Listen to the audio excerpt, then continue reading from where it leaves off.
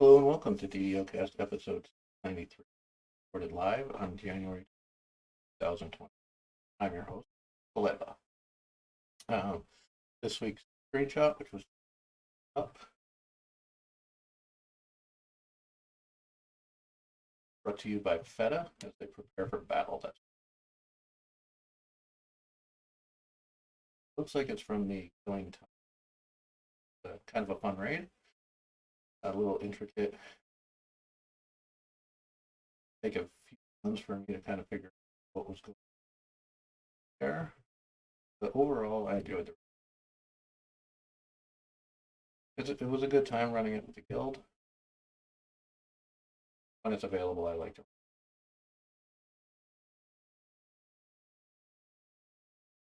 Uh, so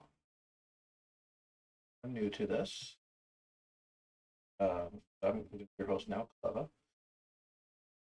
What am I? Why am I doing this? What's going on?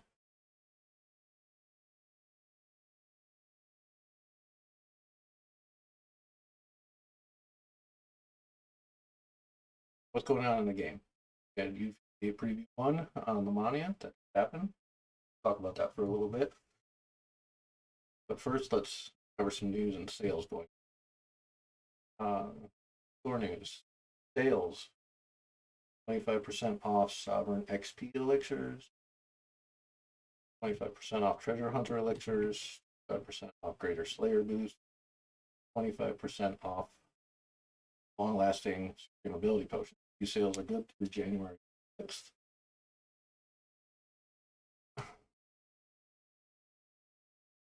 So with that, talk about some of the bug fixes coming up. U58 were the bug fix notes that were posted on Lamania for the Lamania server. Coming soon. Don't know exactly when data is going to drop, but it will hopefully be soon.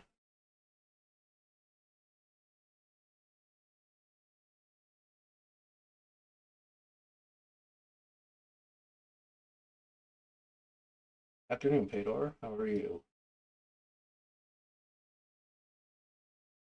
On chat. All right. So for bug fixes, level 32 augments now grant the correct amount and type of elemental resistance. Purge the Wicked's bonus critical confirmation no longer drops on death.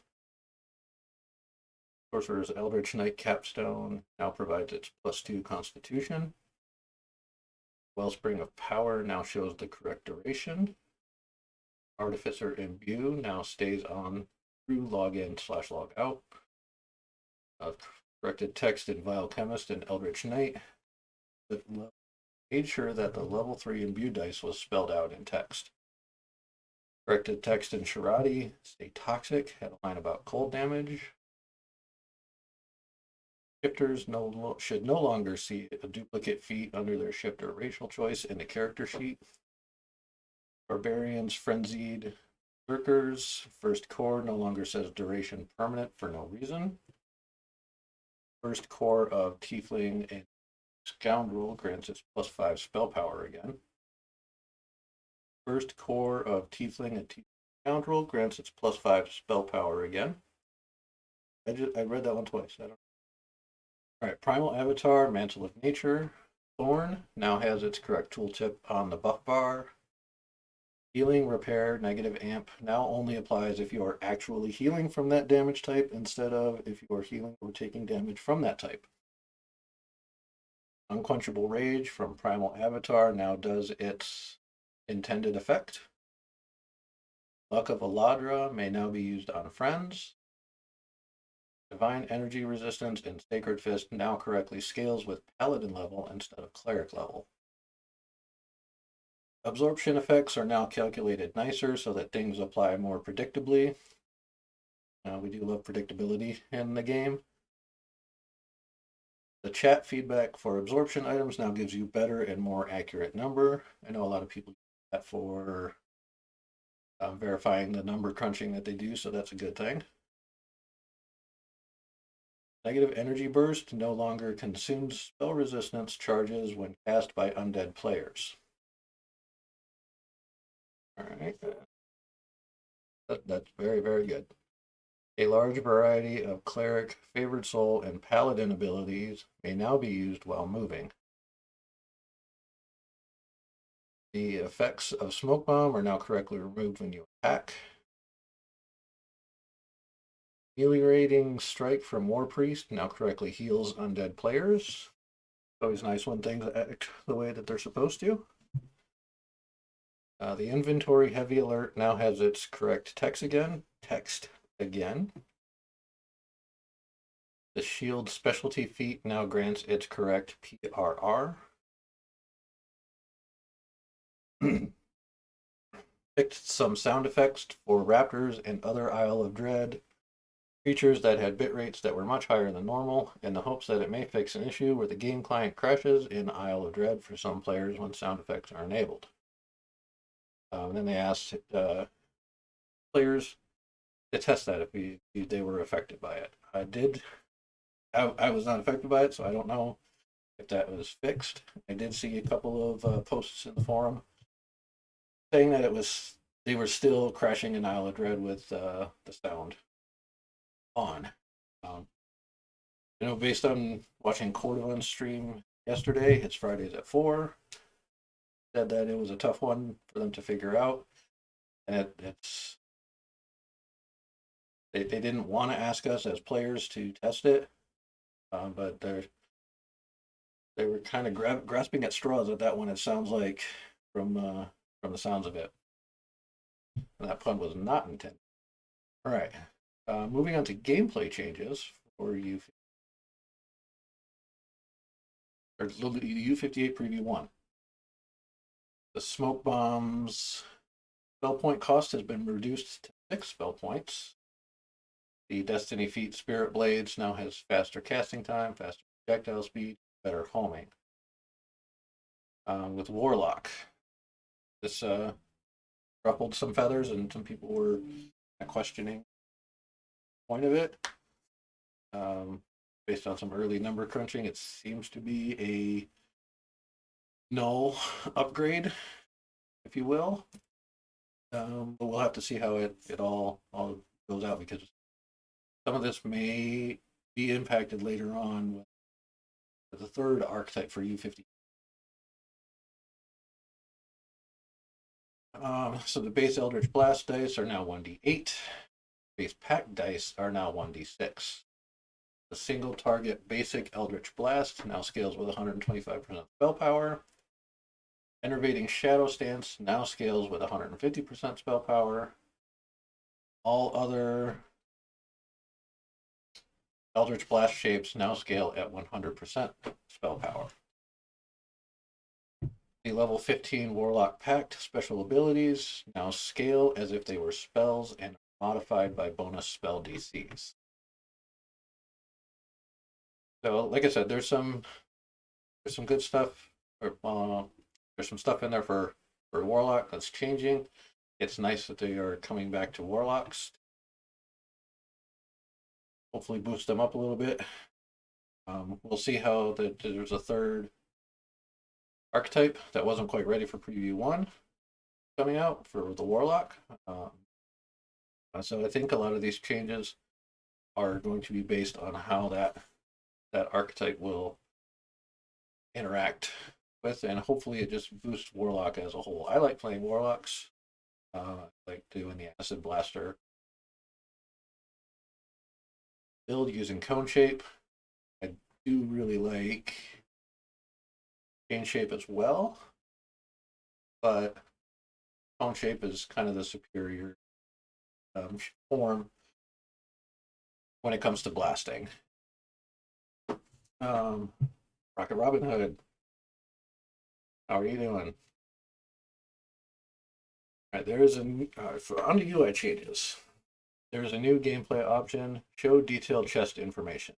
While false, while true, the first time you touch a chest and generate its loot, the chest will print out some information about its ransack info into your chat log.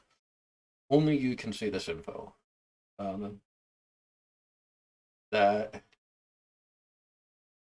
a good thing for those that are into farming for the year. To let you know when you're close to ransack, because there's nothing worse than getting distracted while farming for gear and forgetting what loot number you're on and going, ransack, have fun. Nobody likes to open up a chest empty. Um, so it'll be a good thing. It's going to default to false, so you'll have to manually turn that on. A series of changes have been made to tooltip generation.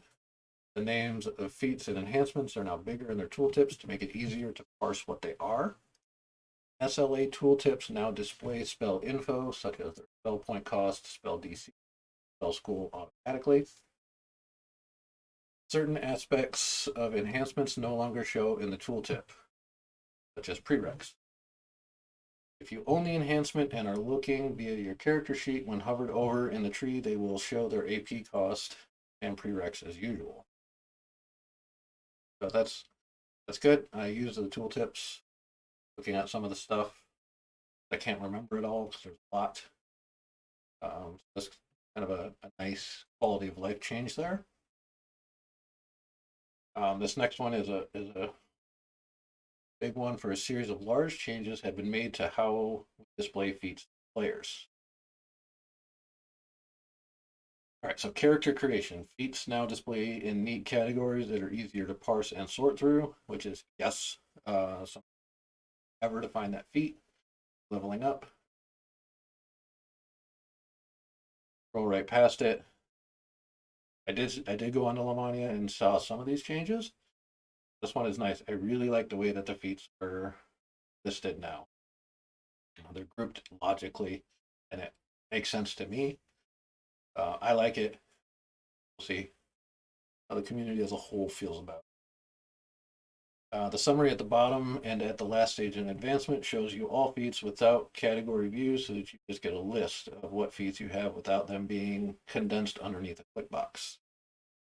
Collapse expand button up top plays nice with them, so you collapse expand all with one click.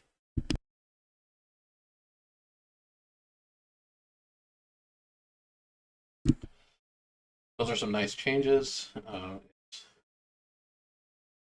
I like it. I like how the character creation and feat selection screen is now. It's much nicer than it. So that changes from me. Lori Lillis, welcome. Thank you. And Cetrigo, welcome. Um, Character sheet. Your feats are now displayed in neat categories that are easy to part and sort through. Talked about that in the classic buttons. A lot of what they did on the character creation in regards to the feats has been carried over to the character sheet. Feats that are acquired on a temporary basis now display an indicator below their name stating as such. That's nice. Where'd that feat come from? Oh, wait, it's just temporary. A little bit easier to see these things. I can't remember all the feats. So that's really with the level up screen. This largely looks exactly the same because the categories here were already visible in the same way they were before. The feats are everything that's been done to the feat selection from the character sheet, character creation. It's all going to look the same. Categories now have well formatted labels that actually match the plus minus button, relative vertical area, which makes everything look a little nicer. It does. It looks a lot nicer. You may now click anywhere on the category to open and close it, which means you no longer have to press the tiny little plus minus button to open and close things. That's nice. Very nice to not have to try to click that little button. There's a new checkbox at the top that is checked by default. When unchecked, the feat window will hide all feats that you're not actually able to train. In practice, this cuts out about 60% of the elements out of the window, making it a lot easier to find what you want, but this will obviously shift up and down depending on test cases. Yeah, this one is really, really nice. I liked it. when leveling up a character on Lamania, I didn't have to scroll through a dozen feats that I didn't want or it wasn't eligible for. I really only select what was available, which was nice. All those things that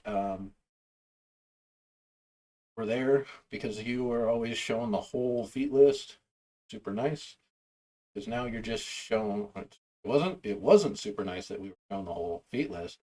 Now it's super nice that we're only shown the feats that we can take, we're eligible for. Um, Although I do foresee a little bit of confusion based on how I do things. I'm like, where is my improved two weapon fighting, for example? Like, oh crap, I don't qualify for it. So can that's kind of like the downside to it. But with everything, there's pros and cons. And as far as that goes, it's really not that big of a deal because if you're going to take improved two weapon fighting, you've planned out your build. It should be there when you planned on taking it. All right, so they slightly modified the list of feats showed to the player during level up to exclude even more feats that they will never qualify for. So that there's all those things that you can't, if you're not qualified for, the things that you'll never get are just gone. It's a lot nicer. The granted class feats section at the top now shows the feats as they exist on you and not just their category, meaning that you actually see those feats and their icons right at the top without them being under a click block. Yeah. Oh, well, I don't know why that was so hard to say. Click block. All right. So the granted class feats section at the top. Yeah. More feat list improvements, granted class feats. It's a lot nicer. When if you haven't been on Lamania, to see it, I recommend you check it out when it's E2 comes out.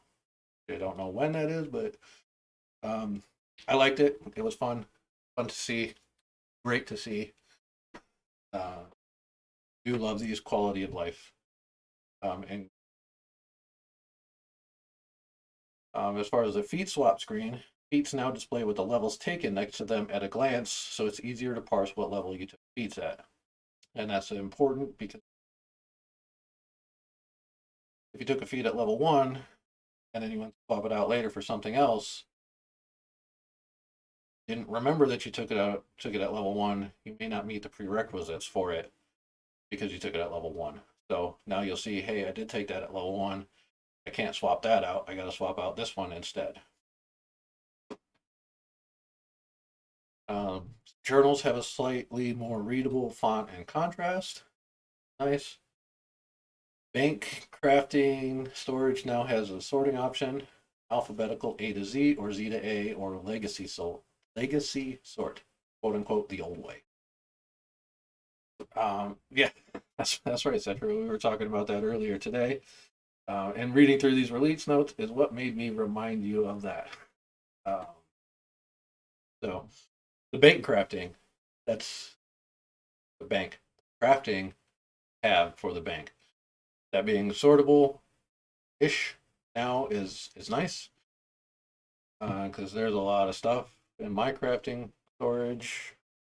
I know some other people have even more, so that's a nice upgrade to be able to sort it.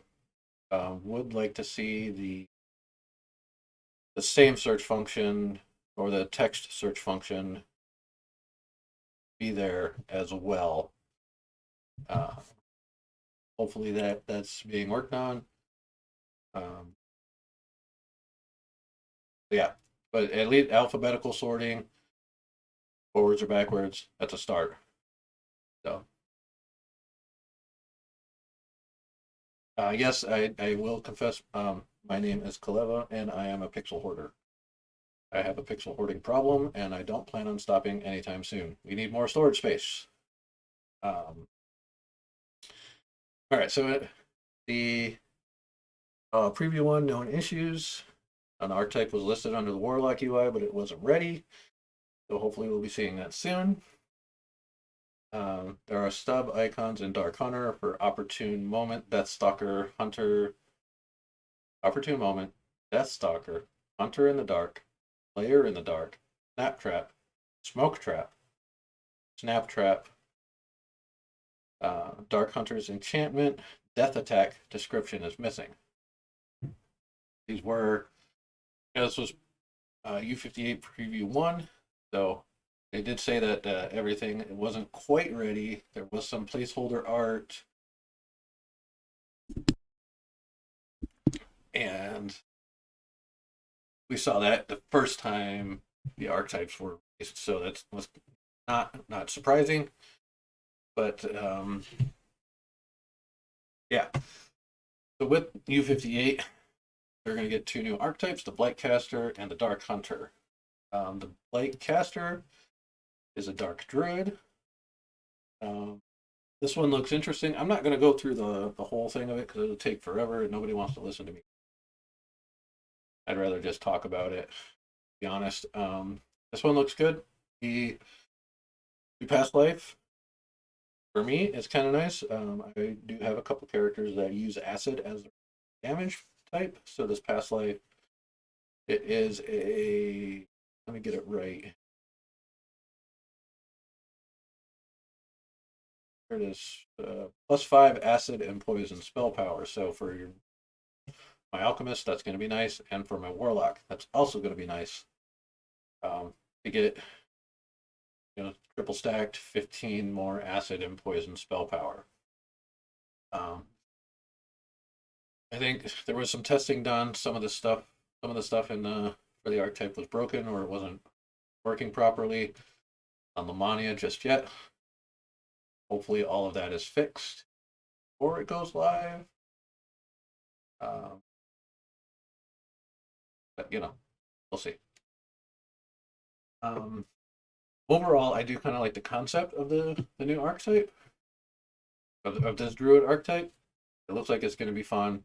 Saw some videos of it being played. Played around with it a little bit myself. Didn't get a whole lot of time. Test it out on Lamania.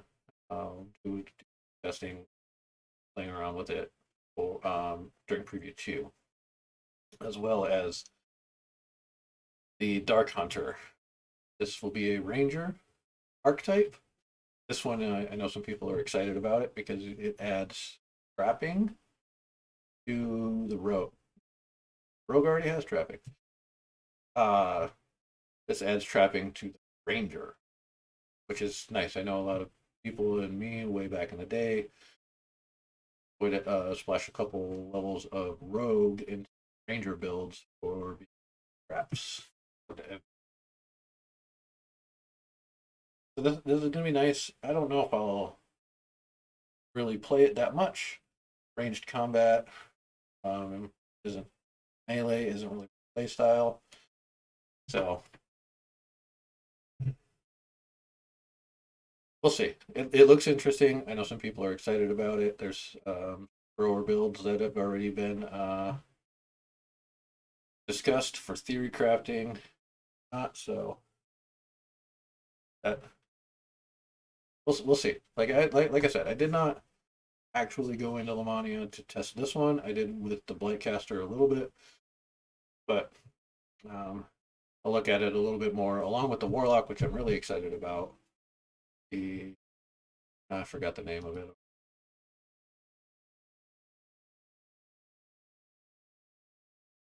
Yeah, I don't know. No, I'm not gonna make up a name for it either. Um, yeah, that's the U58 preview 1 that was up on Lamania the last couple days.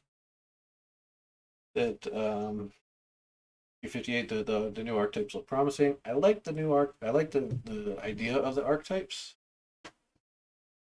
It's nice that we are getting more things to play without having a whole new class. Do you like it? You can be you got the Dark Apostate for an option on Cleric. Have Sacred Fist. And the Storm Singer. So now we're going to get 3 more, so they'll bring our total 6. We've got the Blightcaster, the Dark Hunter, Warlock. Having more options to build characters around, in my opinion, is a good thing. DDO, we already had a lot, a lot of flexibility in the way that we could build characters. You know, so this just gives us even more options, which is nice. It's one of the things I really like about DDO is that we have so much, so many options when it comes to building characters. It is a big selling point for me for the game. But with that said, it's there's a lot of things that we can do with characters. Some are well, let me phrase that. A lot of things that we can do with characters. Not everybody's going to like playing cleric, and sometimes you got to grind through the cleric life to get the completionist, or So now having that option to go dark apostate, or you want to be a druid, now you can be a light caster. You have options, more options, better. Um, Lots of different ways to build a character and play it. And it kind of opens up some things for other play styles as well. Like my play style, I would have just done a druid because of the druid past life itself before the Blightcaster didn't really do nothing for me. So now that the Blightcaster was there, now I'm looking at 3 druid past lives for that stacking spell power to acid and poison. Right, so it's completely changed it up. Now I'm going to be playing a druid. Actually, playing a druid currently on this life just to see it. So because I want to compare the cold druid to the acid or Blightcaster style druid. Yeah, Cetrio hit it on the head in chat. Not all scale well. Scale well. That's what I was trying to come up with. And there's yes more options for more role playing. It the way that you can play DDO is more expansive. The more options we have for to build a character. I do remember like when I started playing DDO, 2009ish. You played a melee. It was pajama wearing two weapon fighters. That's what we were. There was some version of like a 12-6-2 Ranger Fighter Rogue. Um, but the more I played, I saw some variations of it, and it was all pretty similar scope to what that build was. But now there's just so much that's available. You don't to be top DPS. You don't have to be that 12-6-2 split. You can be a caster, melee, 2 weapon fighting, 2-handed fighting, all kinds of different options. I've seen caster tanks. I know Vice has some caster tanks that are good. They're not. He willingly admits that he's not tanking an R10 raid, but he's tanking Higher Skull quests, and he is tanking some raids. So it's you don't have to be the prototypical tank. You don't have to be the prototypical melee or caster build. It's very nice. The game has come a long way since I started playing it, and I think it's in a good spot. I do like the overall direction that we're going. I have some opinions, as do we all, on how they are doing some things and some of the broken things that have happened. But that's we take the good with the bad and go. So I did start to talk a little bit about myself. Like I said at the beginning, I'm Kaleva. I started playing DDO shortly after the free play launch in 2009. I started playing on Thelanis. Played over there for a few years. Then I got a family, full-time job, kind of stopped playing as much. Played off and on around from 2013 to 17, and I kind of came back to DDO at the end of 2020. Currently, you can find me on Sarlona. I play there with the Brotherhood of Redemption.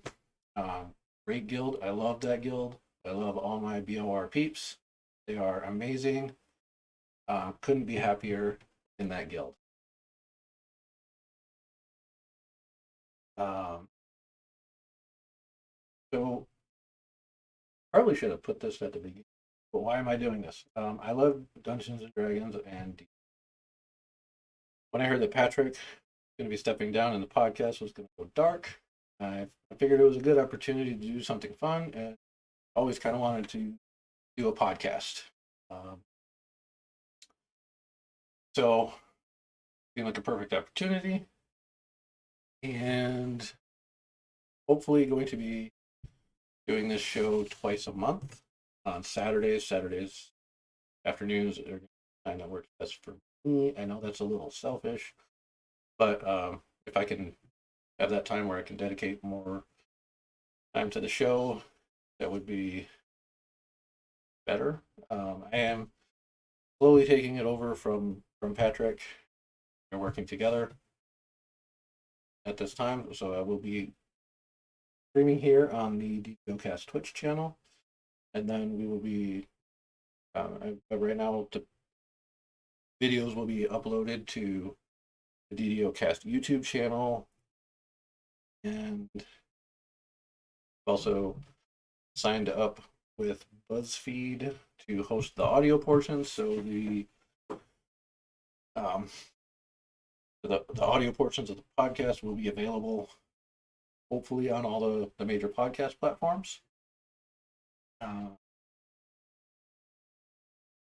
Looking at chat here, I love Goat is BOR still accepting people. As far as I know, you can go to the Brotherhood of Redemption website. There, Robin Hood gave you a link to it. Go in there, fill out an application. I'm not an officer, so I can't speak for them, but I know we've been accepting people. That's about me, and I'm primarily on the show moving forward. What I want to focus on is two big things: character builds and class discussions. Doing what I would say are quest deep dives, where it will look at a quest in such an intricate and detailed fashion that the flower sniffers will become zergers, right? Um, to really just take a look at the quests, the story behind the quests, how they go, and stuff like that. Because I think a lot of times some of us get into that grind and we just run through the quests.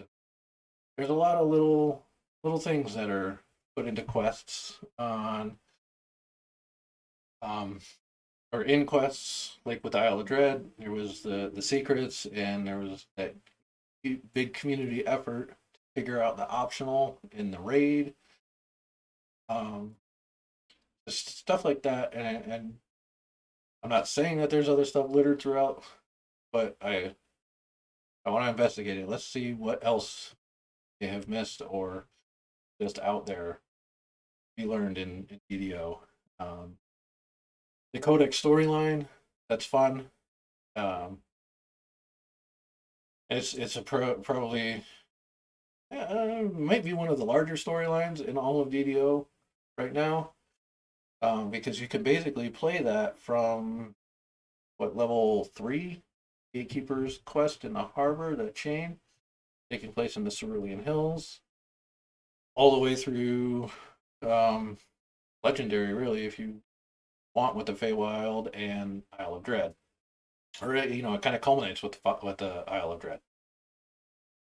So, and I know there's quests out there that people don't know how to do. I guilty of not knowing how to do some of those quests. Uh, but I know that we can, if we stop and take a look at it and break the quest down into its basics, distill it down to its components. What is the puzzle that we're trying to solve? What is the bad guy we're trying to kill? Um, just going through the objectives, how to get there from point A to point B.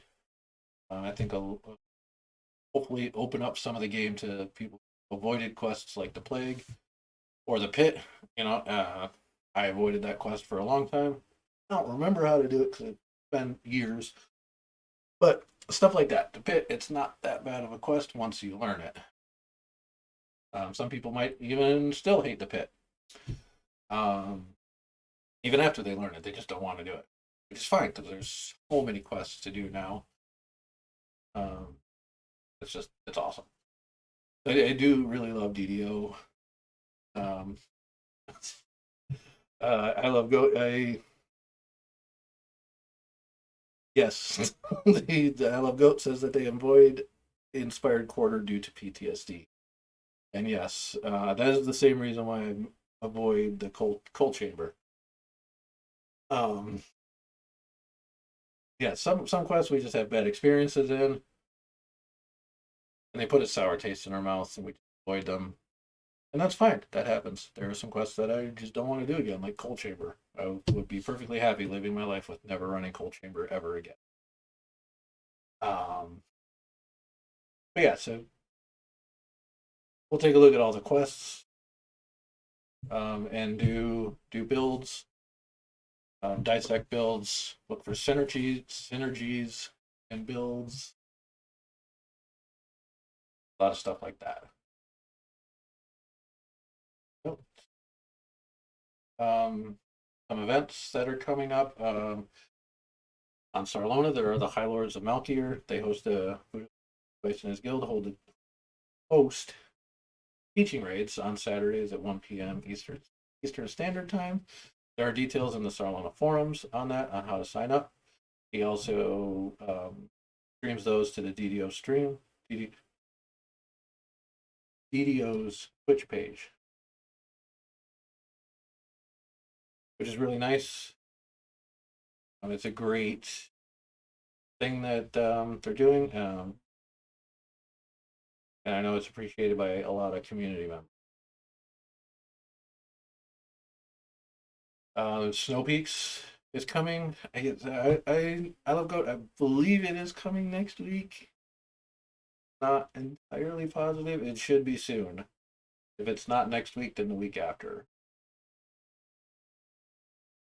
Um, Also, coming up in the not too distant future is February, where we'll get the anniversary event. Uh, and some things that I did learn about yesterday while listening to Portavon is the producer's letter is coming soon. That's going to be nice. That roadmap of where the game is headed for the year. Um, Looking forward to that, and we'll be talking about that more. That's the next show, which could be on the 28th. Yep, the 28th of January, next Saturday. It'll be the next show. Um, and Cordovan also mentioned that possibly having a Q&A with Severlin his show. So if you don't watch, want to learn more and get some good information, Cordovan, he's on Fridays at 4 on the DDO's Twitch channel. Um, have any, I have it covered. So I kind of figured this one was going to be a shorter show. Try to aim for an hour to an hour and a half lengthwise. We'll see how it goes. And it just depends on how the conversation goes in whatever quest we're doing. So next week's show, hopefully have some more Lamania information on U58. Don't know when that's going to come out or when 58 Preview 2 is going to come out. Hopefully, we'll be able to get into it more on that on the next show. But that's going to do it for this week's episode of DDOCast. Thanks to everyone for tuning in. Big thanks to Patrick for all the work that he's done on DDOcast, and all of the people that have come before him on it, Brent, and of course Cordovon for initially DDOcast. I am excited to take this over. About taking it over, and I hope that that would make me feel bad. So yeah, we'll see you next week on the show. Get everybody listening in. All the listeners watch the videos on YouTube that are those that will audio and listen to that. Appreciate it. If you want to support the show, you can visit DDOcast.com. Support it on Patreon through that way. And if you have a comment on this episode, have a question you'd like me to answer, or a topic that you would like to discuss, leave a comment or email us at ddocast@gmail.com. Thank everybody for listening, and we'll see you next week. Thank you.